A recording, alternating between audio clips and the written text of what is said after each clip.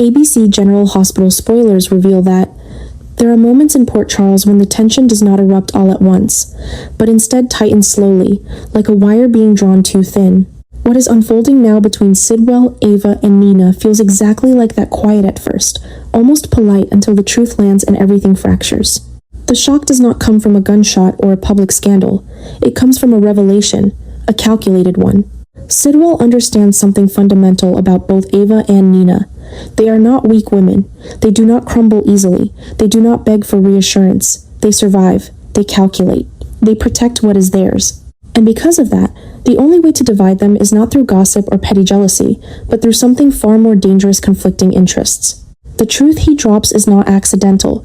It is deliberate. He reveals information that suggests Ava's financial future investments tied quietly to Spoon Island operations could collapse if certain political decisions go the wrong way. Decisions that, coincidentally, Nina has been influencing behind the scenes in her efforts to protect Willow. Suddenly, what looked like friendship begins to resemble sabotage. Ava's face may not show panic, but the shift is there. If Nina's interference threatens Ava's financial stake, her independence, her carefully structured comeback after years of scandal, that is not something she can ignore. For Ava, survival has always been tied to autonomy. If Nina's maternal crusade is destabilizing her foundation, then Nina is no longer simply a friend with concerns. She becomes a liability. But Sidwell does not stop there. He turns to Nina with another devastating piece of information. Ava has been aware, perhaps even complicit in business maneuvers that give Sidwell leverage over Willow's political trajectory. Not enough to incriminate her outright, but enough to imply that Ava's silence has helped sustain Sidwell's influence. Nina, already sensitive when it comes to her daughter, feels something crack inside her. The possibility that Ava prioritized proximity to Sidwell over Willow's safety ignites something fierce and primal. And just like that, the alliance is poisoned. The rights, the benefits, the unspoken agreements between these women begin to erode. Ava's financial stability, Nina's maternal authority. Both now appear vulnerable. Both threatened not by an outsider, but by each other's actions. Sidwell has not attacked either of them directly. He has simply shifted the perspective. It is brilliant in a terrifying way. What makes this development so compelling and frankly so chilling is how personal it becomes. This is not about abstract power. It is about ownership. Ava believes she has earned her seat at the table again, rebuilt her empire piece by piece. Nina believes she has finally reclaimed her daughter and will not allow anyone to manipulate her again. When those claims collide, obsession follows. And obsession is exactly what begins to take root. Ava becomes hyper-aware of Nina's movements. Every phone call feels strategic. Every suggestion sounds like interference. Nina, in turn, begins watching Ava not as a confidant, but as a potential threat. The warmth between them cools into calculation. Conversations become loaded. Smiles become brittle. Sidwell observes from the shadows, patient. What makes this particularly explosive is that neither woman sees herself as the villain. Ava believes she is protecting her future. Nina believes she is protecting her child. Both are right in their own minds. And that moral certainty fuels escalation. There is also something deeply unsettling about the psychological shift this creates. Nina begins questioning how much of Ava's loyalty was ever genuine. Was she always this willing to stand beside a man like Sidwell? Did she underestimate Ava's ambition? Meanwhile, Ava wonders whether Nina's friendship was always conditional, dependent on shared enemies rather than shared values. I have to say, watching this unravel feels almost unbearable in the best possible way. There is something tragic about seeing two powerful women manipulated not by brute force, but by the careful rearranging of truth. Sidwell does not need to fabricate lies. He only needs to expose the parts they did not want to examine too closely. And that is the real shock. The realization that their interests were never perfectly aligned to begin with. As the obsession grows, so does the risk. Nina may attempt to dismantle Sidwell's influence entirely, not realizing that doing so could financially cripple Ava. Ava, feeling cornered, may double down on protecting Sidwell, even if that means undermining Nina's efforts. Each move feels justified. Each retaliation feels necessary. But in Port Charles, justification rarely prevents disaster. If this division deepens, the collateral damage will not stop with Ava and Nina. Willow will be caught in the crossfire. Drew's fragile condition will become leverage. And Sidwell will have achieved precisely what he intended: isolation. The most haunting part of this storyline is not the betrayal itself, but the slow awareness that they are being played and still cannot stop reacting. Once suspicion takes hold, trust becomes almost impossible to restore, and without trust, even the strongest alliances collapse. This is no longer a quiet power struggle, it is a psychological war. And the truth that Sidwell revealed? It was never about exposing secrets, it was about exposing vulnerabilities. That is the kind of shock that does not fade after one episode. It lingers, it festers, and it changes everything. There is something profoundly chilling about the possibility that Sidwell is no longer simply influencing adults, but positioning himself to control the next generation. If he can maneuver Willow intelligent, ambitious, politically visible Willow, then the implications are already dangerous. But if he can extend that control toward Amelia as well, a child loved fiercely by both Nina and Ava, then the stakes escalate into something almost unbearable. This is not control in the loud, obvious sense. Sidwell does not raise his voice. He does not issue public threats. His power operates quietly, through access, through dependency, through carefully constructed gratitude. Willow believes she is making independent decisions. She sees herself as strategic, as forward-thinking, as aligned with Sidwell because their interests intersect. That illusion of autonomy is what makes his influence so effective.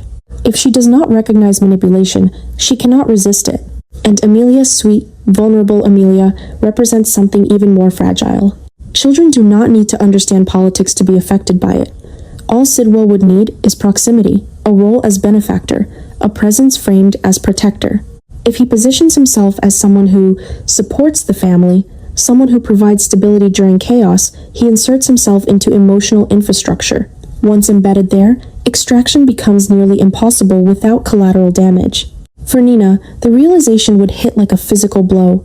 She has spent years fighting to reclaim her daughter, to rebuild bonds that were stolen from her. The thought that another powerful man might be quietly steering Willow's decisions would ignite a new level of obsession. But the deeper fear would not be about Willow alone. It would be about Amelia growing up under the shadow of a man whose motives are layered and opaque. Ava too would feel the shift, though perhaps more slowly. She may initially rationalize Sidwell's involvement, believing she understands him well enough to manage the risk. Yet, when it becomes clear that his influence touches not only business and politics, but also family dynamics, her confidence could begin to fracture. Ava protects what she loves with ferocity. If she senses that Amelia is becoming part of Sidwell's strategic chessboard, the alliance she once defended may begin to look like a trap.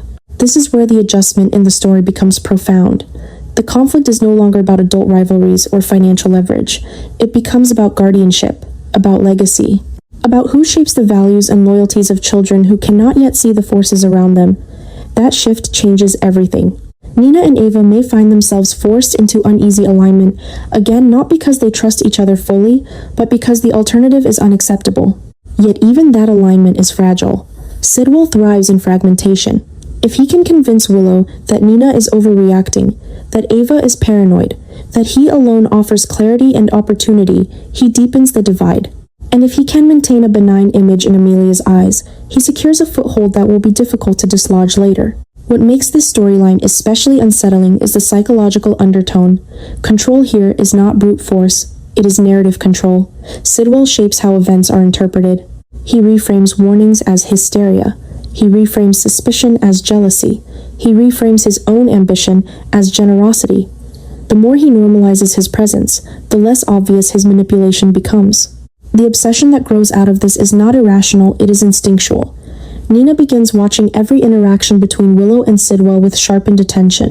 Ava measures every favor he offers, every gesture toward Amelia, searching for subtext.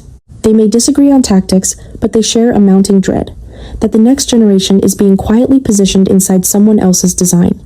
And that is the most terrifying adjustment of all, because once children become leverage, there are no small consequences. If Sidwell truly gains emotional or strategic influence over both Willow and Amelia, he does not just control circumstances, he controls trajectories, futures, choices not yet made. The realization of that possibility will not fade quickly. It will linger, evolving into a new form of vigilance, perhaps even paranoia. And whether Nina and Ava confront him together or separately, the fact remains, the battlefield has shifted. It is no longer about who holds power today. It is about who shapes tomorrow. Sidwell has never been reckless. He does not strike when emotions are loud and visible. He strikes when fractures are already forming. And right now, the tension between Nina and Ava is exactly the kind of fracture he thrives on. What once was a complicated but functional alliance has begun to splinter under suspicion, pride, and conflicting priorities. Sidwell sees the crack widening, and instead of stepping back, he presses his fingers into it. He understands that Nina's protectiveness over Willow and Ava's fierce independence are not just personality traits, they are vulnerabilities. When those instincts collide, logic weakens. And in that weakening, Sidwell finds opportunity. He subtly fuels their distrust, feeding Nina selective truths that make Ava appear complicit, while allowing Ava to believe Nina's interference threatens her stability. The more they turn inward against each other, the less attention they pay to the larger game unfolding around them. And that larger game has a name, Sunny. Sidwell's ultimate objective is not merely to destabilize friendships. It is to dismantle Sunny's foundation piece by piece. Sunny has survived decades in Port Charles because he understands loyalty and retaliation. He expects enemies. He prepares for open warfare. What he does not anticipate as easily is erosion, the slow dismantling of alliances he once relied on. By exploiting Nina and Ava's tension, Sidwell removes two powerful women from Sunny's orbit of stability. Nina, distracted by protecting Willow and clashing with Ava, may hesitate to support Sunny publicly if doing so risks further entangling her daughter in controversy. Ava, increasingly defensive of her own interests, may withdraw from any move that appears to align her with Sunny's battles. Isolation becomes Sidwell's weapon.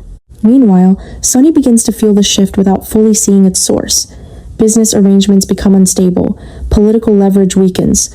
Old confidences no longer hold the same certainty. There's a quiet but undeniable tightening around him. Contracts reconsidered. Allies cautious. Rumors seeded in just the right places. None of it dramatic enough to trigger immediate retaliation, but significant enough to create instability. The true disaster looming over Sunny is not a single catastrophic event, it is convergence. If Nina and Ava remain divided, Sidwell gains unchecked room to maneuver. He can push investigations, influence legal vulnerabilities, even manipulate public perception in ways that paint Sunny as increasingly volatile. And if Willow, under Sidwell's influence, inadvertently supports policies or narratives that undercut Sunny's operations, the damage compounds. What makes this terrifying is how far it could go. If Sunny feels cornered, his responses may escalate. He does not retreat quietly, he acts. And action, especially when fueled by pride and pressure, can lead to irreversible consequences. A miscalculated retaliation, a confrontation that spirals, a legal exposure that cannot be contained. Sidwell does not need to confront Sunny directly to destroy him. He only needs to make Sunny react in ways that confirm every suspicion carefully planted around him. The emotional fallout intensifies the threat. Nina may find herself torn between defending Sunny and shielding Willow from scrutiny. Ava may hesitate to involve herself in Sunny's conflicts if doing so jeopardizes her own precarious position. The once intricate web of loyalty that protected Sunny begins to unravel thread by thread. And when disaster finally surfaces, whether through financial exposure, political scandal, or violent retaliation, it will not feel random. It will feel inevitable. That is what makes this storyline so unsettling. It is not about sudden chaos. It is about strategic disassembly. Sidwell is not merely attacking Sunny. He is hollowing out the structures that once made Sunny untouchable. If Nina and Ava cannot see past their own grievances, they may realize too late that their division was never the end goal, it was the means. And by the time they recognize that, Sunny's world may already be collapsing. The tragedy is not just the potential fall of a powerful man. It is the realization that the collapse began not with violence, but with distrust carefully cultivated, patiently exploited, and now spiraling into something far more dangerous than any one of them anticipated.